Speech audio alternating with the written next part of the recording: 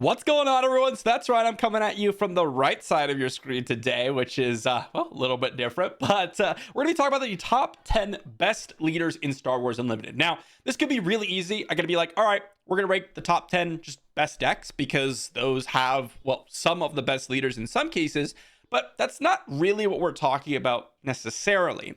With the list today, we're talking about leaders themselves, and that means we're ranking on a few different things. Of course, the straight up power level of, well, what decks they can field is a big factor. So when you look at like Boba Yellow, for example, well, because Boba is in charge of that color combination and that deck, well, guess what? That's going to give him a lot of points on the list. But we're also looking at some other things like versatility. Are they able to field multiple different variations of a deck? Think something like, well, perhaps Sabine, where it's got yellow, green, even double red. We're also looking at, well, the generality of their abilities. Are they kind of designed well? Are they able to fit within the mechanics? And are they able to really have some high powered synergies? And the last thing is, I'm actually going to give a small amount of points. Again, this is just my list that we're doing it today, to what I think could be giving them potentially additional power coming set 3 or in the future, just in general. So with all that said, we're going to be diving into the top 10 list. Be sure to check out the description down below for my Patreon as well as the TCG player link and pick up any of the cards and potentially join in on some viewer games. If you want to join that Patreon, you might see some names scrolling by here for some people who have joined. With all that said, let's dive into our top 10 list. So coming in at number 10 on our list, this is definitely the most debatable spot as it is the lowest ranked one, but we're going to be putting Qira. Now, there's a bunch of different reasons as to why. I will want to mention that the top 5 of our list is significantly more powerful than the bottom 5, and even more so that like the top 2 to 3 are even more powerful than, well, even the 4th and 5th slot by a large margin. Like there's a very big distinction. But Qira coming in at number 10 is definitely where I would slot in, as she is one of the few set 2 leaders that has actually started to stand out. If you look at kind of the set 2 leaders that we have available to us, there are a few that have popped up here and there, and maybe even a few on our list. You'll have to wait and see. But Qira is one of those that has kind of been on just barely making it into some really high competitive games. We've started to see her more and more, and even most recently over the Gen Con, actually taking down a tournament with Qira ECL. We had another top 8 with Qira in Qira Green during that weekend, which is pretty good. Now, when I say Qira Green, it's the one without ECL. So just something to mention. Now, what makes her so powerful and why is she coming in at number 10? Not just because of the decks she's fielding, but because of her ability. This is just one of the smoothest designed leaders in the entire game from the front side, but with an very, very interesting and powerful mechanic on the flip side. So on the front side, very straightforward. Deal 2 damage to a friendly unit with 1 resource and exhausting the leader, and you get a shield token. This is extremely valuable for any of your grit units. It's also just extremely valuable to potentially outtrade your opponent, right? Placing a shield token on a unit that has a 3/3 stat line, for example, makes them into a 3/1, and then just straight up kills your opponent's 3/3s if they have them, which is pretty awesome, right? So just gives you a lot of extra value. Going forward, this is a leader that's going to be absolutely amazing in terms of having so much versatility, because this is an ability that just gets better and better the more grit units you print and the more options you have with potentially getting some value with shield tokens. But what's interesting even more so is her flip side. This 0/8 stat line is really strange, right? The fact that she has grit on her actually becomes relevant in some cases, but the most important part is that she's kind of like an event. And I've talked about this a lot, but this uniqueness about Qira has kind of shifted her with her mechanics and the deck that she fielded into the top 10, at least coming in at the very last, because of the uniqueness of her abilities, both on the front and the back side. This ability to heal all damage and then deal half rounded down of each unit's HP makes it that she basically trades with anything in the game when she comes out, because you're dealing half their HP. And even more so, can sometimes deal with some units and then get even more strong while you're doing so. Comes out as a 4/4, attacks some sort of 3-powered unit, turns into a 7/1, and suddenly she's kind of obnoxious to deal with. So a really quite a powerful circumstance with Qira. Next one on our list is another set 2 leader in Rey. Now, this is one that has actually had a few different decks pop up. In fact, 3 different variations, although one I think is clearly performing a little bit above the other ones, as they've come close in terms of taking some top spots in tournaments, and that is Rey Red. We also have Rey Green and double blue Rey. Now, what's interesting about Rey is the fact that she has actually, despite her seemingly harsh restriction, had some of the most unique options for deck building, and it's one of the most clean designs in our set 2 pool, especially. The ability to pay 1 to give an experience token to a unit with 2 or less power seems like, oh, well, you're not really going to be having that many options. But in reality, there are just a ton of different units that maybe they cost like 2 resources, but with Rey's action, they can be a very strong 3-drop because you play them, and then with that extra experience token, they become a very, very menacing unit. Heck, you don't even need to do that. Just play units on curve, and then later on, have your extra resources be extra value. These leaders, alongside Qira and Rey, with 1 costed action abilities, just become so much more smooth in your gameplay. And we've seen how powerful Rey Red can be, not just being this powerful, value engine with the front side, but having that structure to actually compete in top variations of tournaments. And most importantly, this flip side. Again, very poor base stat line, which is kind of weird because both leaders I talked about in the 10th and 9th slots here have very, very weird base stats. But the fact that you have Restore 3 tacked onto this, and the fact that you get an experience token whenever you attack to a 2 or less powered unit, means that you can give it to Rey, and that Restore 3 makes it so that you actually can leverage the additional experience tokens and the kind of more grinded out style of deck.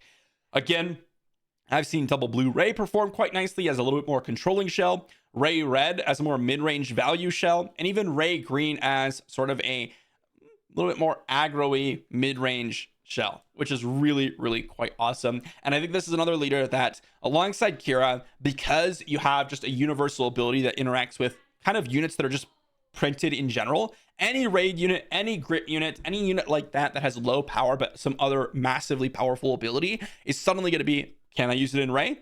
Probably. On to the number 8 slot, and this is going to be a set 1 leader, and that's going to be Tarkin. Now, Tarkin's pretty interesting, as in set 1, when set 1 was out, he wasn't necessarily a terrible leader, but it wasn't like a top tier one. Come set 2, he has actually really improved, which is kind of strange because, well, there wasn't really that many Imperial units. But the key factor for him was this vehicle synergy and the ability to go all in on a unit with having very little repercussions for doing so. One of the downsides of Tarkin in set 1 was the fact that if you had dealt with that one unit that had a lot of experience tokens on it, you could potentially be down a lot of resources, right? But because there are just so many Imperial units, and because you could actually curve out, it's kind of turned into a deck similar to Rey, where this one resource, again, you might be surprised to see, or maybe not surprised at this point, but another leader on the front side that has that one costed action that gives you a lot of value. And because of the new TIE Phantom, you are going to be able to go all in some cases and completely wreck certain decks. Alongside that, well, the fact that he comes down on 5 resources and fields one of the most powerful tempo aggro decks in the format is really putting up higher up on the list. Yellow Tarkin is probably the strongest budget deck that we've seen in Star Wars Unlimited, period. I would at least put it, in my opinion, the strongest budget deck that we've seen, period. And it's actually come in and taken top 8 spots already in the past few weeks, while also having potential for other variations, albeit a little bit weaker, especially things like Tarkin Blue or even Tarkin Red. This is another leader that, because he comes down on 5 resources alongside Qira, which we talked about earlier, is actually really valuable because he actually gets a ton of value. Unlike Qira, who's used kind of like as this explosive event, Tarkin gives you just so much value with his 7 toughness and passing around experience tokens that if they ever print additional Imperial units, you're gonna have to go back to Tarkin and say, hey, will this actually improve Tarkin? And, well, there's a good chance that it will. These one-costed actions end up being just so powerful. Next one is another set 1 leader, and we're going to be talking a lot about set 1 from this point forward. And that is going to be, where are you? Krennic. This is the one that was really competing for some of the top spots in set 1, but come set 2, he got a lot more powerful. There are various reasons why, but this soft control strategy wasn't really all, or a hard control strategy wasn't necessarily super viable with the beginning of set 2. And even now, with the meta kind of being developed, hard control is still not necessarily that powerful. It's really when you combine the controlling elements with a nice sort of value curve, and that's where you get these soft control lists with like Krennic Green. And we even saw Krennic take 3 top 8 spots out of the 3 tournaments that we saw over the weekend last week. And this is the deck that I had on my watch list as potentially the strongest controlling variant that we have with set 2. And I think that that is still the case as of at least right now. The thing with the damaged units getting +1/+0 is that you just get so much random free value. You could synergize it specifically with things like Death Trooper, or you could just play units out, attack units, and suddenly you're getting value, which is really, really strong.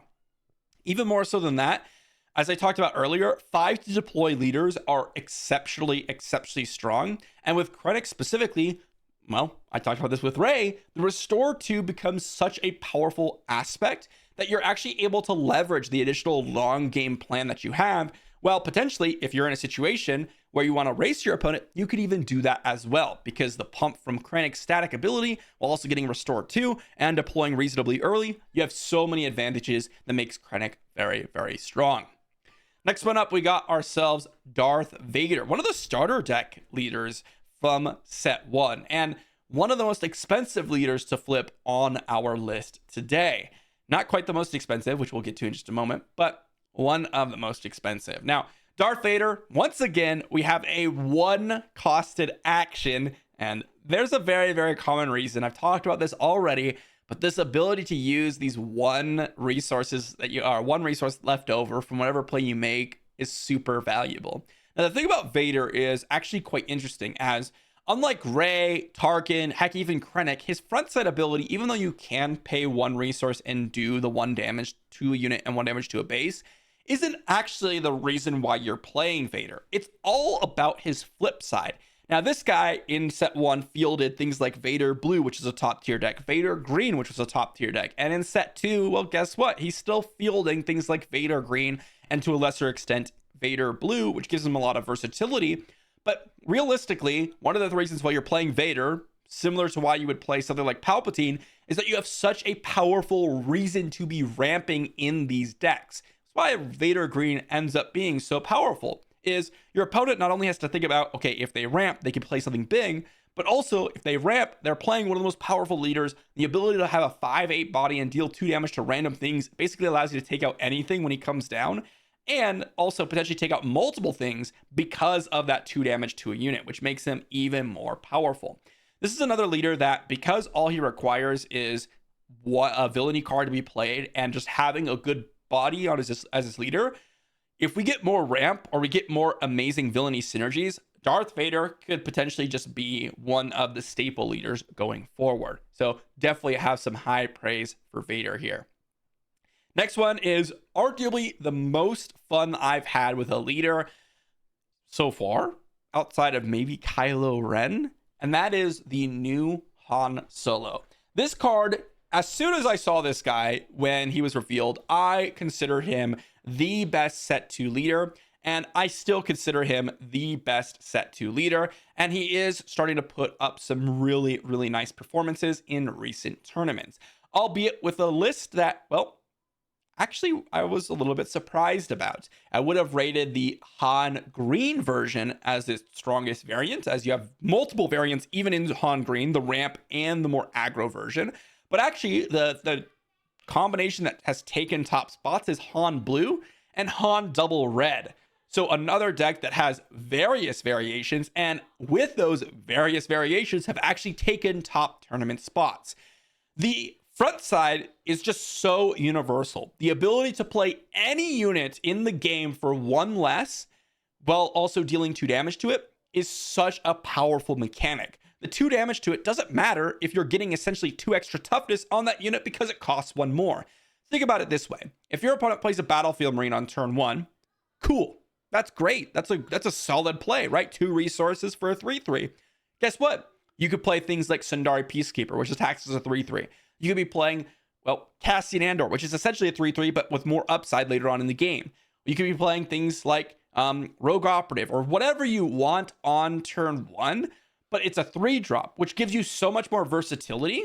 And as you go further down the curve, this gets even more exasperated, playing things like Obi-Wan Kenobi a turn earlier as a 4/4 Sentinel that gives you massive value. A Luke Skywalker as a 6/5 restore 3ing removal card is absurd. Or if you're playing in green, you could be playing things like Marauder, or if you're playing, well, more ramping version, you could be playing Crate Dragons coming down.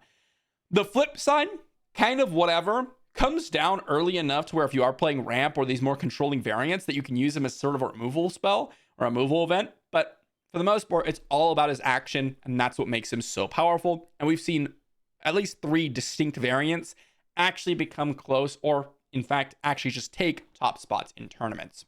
This is another leader, again, that I 100% think is something that they're going to have to immediately think about anytime they develop a new set, because of just instantly ramping with Han Solo.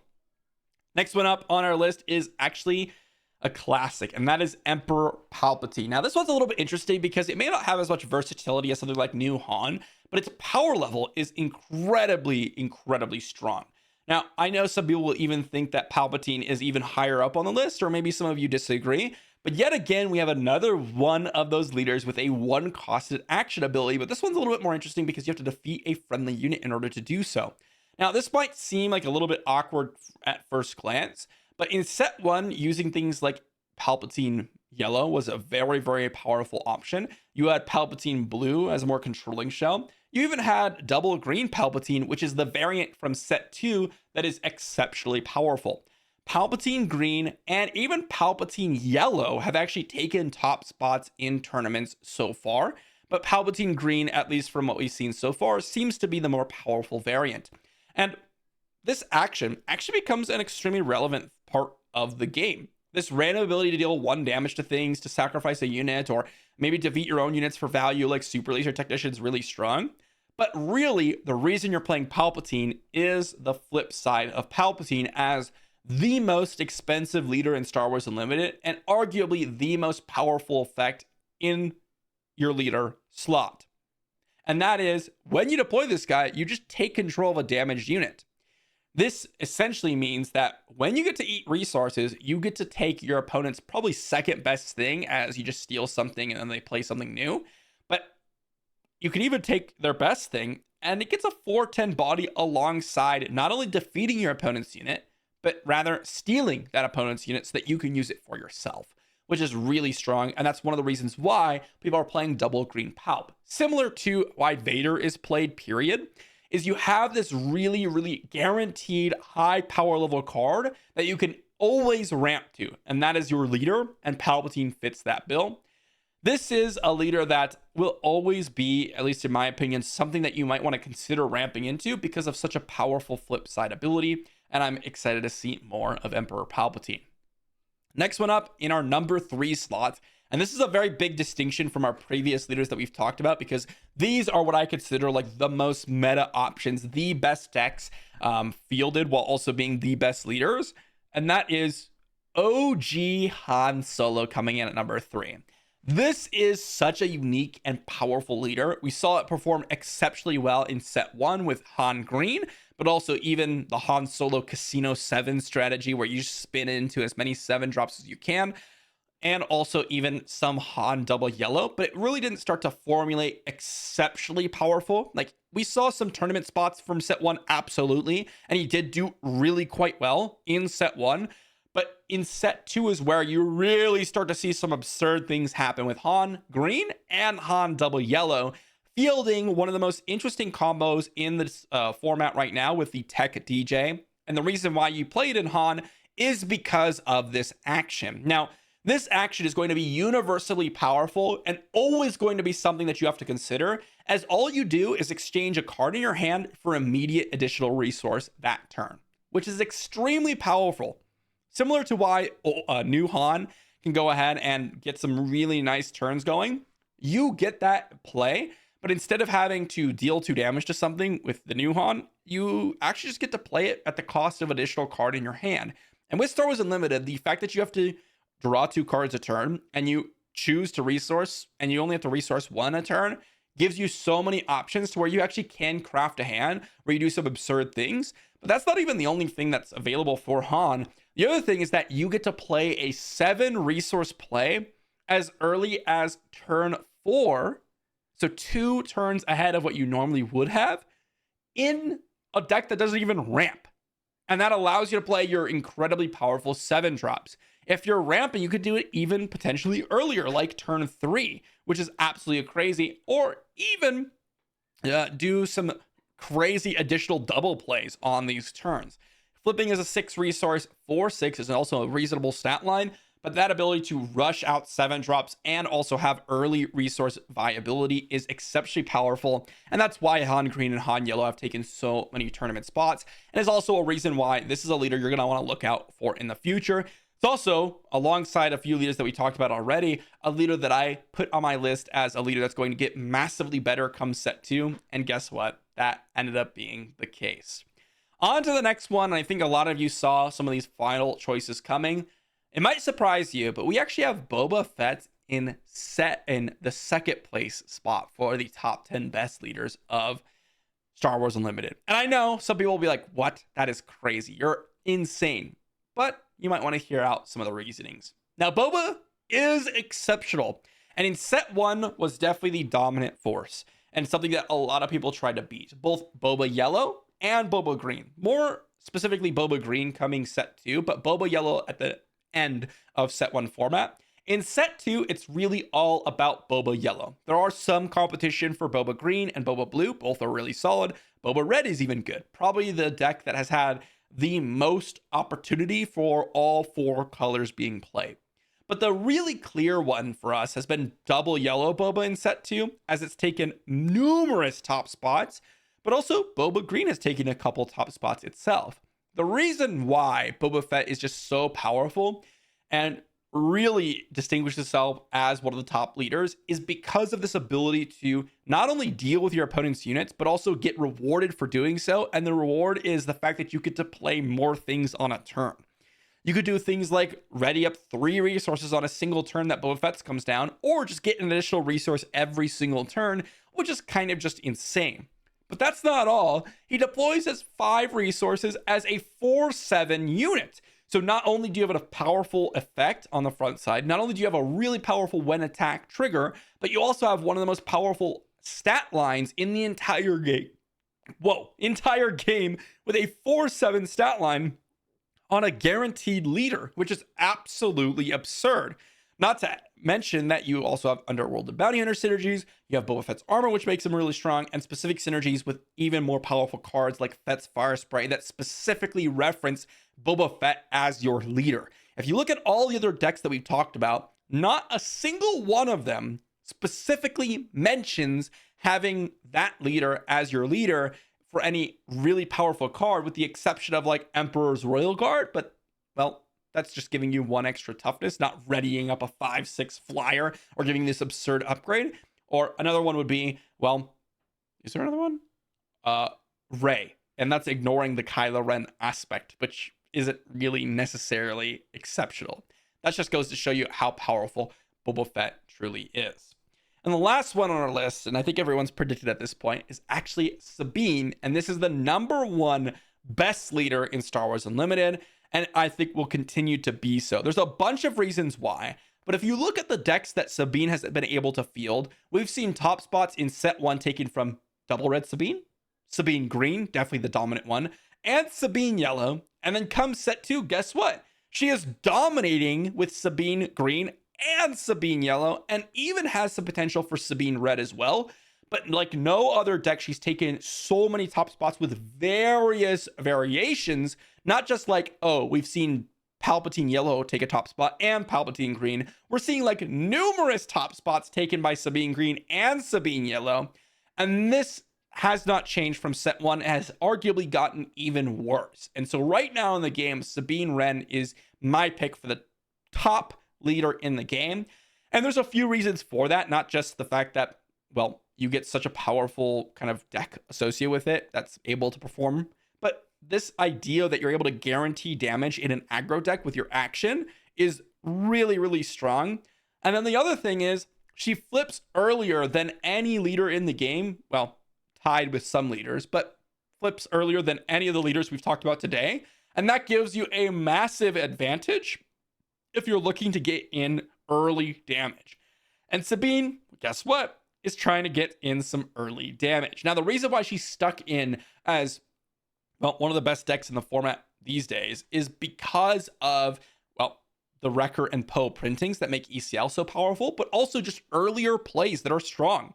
This is a deck that in the future, if they print more powerful 1-drops, more powerful 2-drops, more powerful 3-drops, more ability to curve out, well, guess what? You'll come back to Sabine and be like, well, can I run these good units in Sabine? Well, probably, as that's what's continuously happened with Sabine Green and Sabine Yellow over the course of time. And this is a deck that I will continuously be looking at as probably my go-to aggro shell when I'm looking to test out some early aggro options in the new set. With all that said, guys, that's going to be our top 10 lists.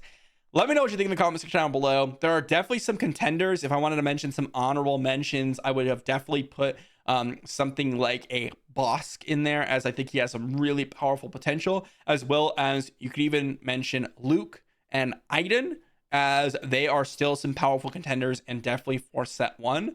But there are a lot of different options, a lot of different decks, and I'm curious to hear what your top 10 list is in the comment section down below. Thanks for watching, and I'll see you all for the next one.